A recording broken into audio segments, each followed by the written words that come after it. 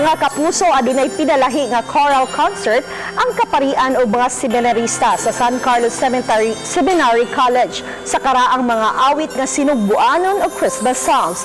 Kabahin niini ang musical play nga Tanaman ni Leon nga naghulagway sa pagyapak sa katungod sa uban. Si Chelo Valiena sa report.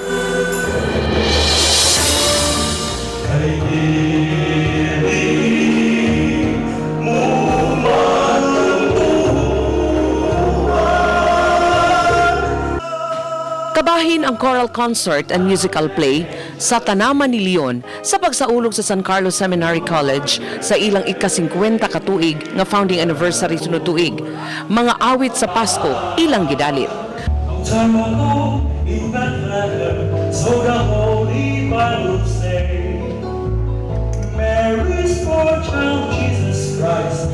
Apan ang mas nakadapit sa pagtagad sa mga nananaw, mao ang musical play nga Tanaman ni Leon. Kay ikaw, andun ay problema. Gagyan kayo. Anyone can see that? Baby. Ano ka rin ko bibili? Aduna sila'y upat ka main character, si Monsignor Joseph Tan, namida sa papel sa Ilaga, si Father Severino Escobedo III sa papel ni Bulak, Father Brian Briguli sa papel sa usa ka langaw, o ni Father Benedicto Tao isip Leon.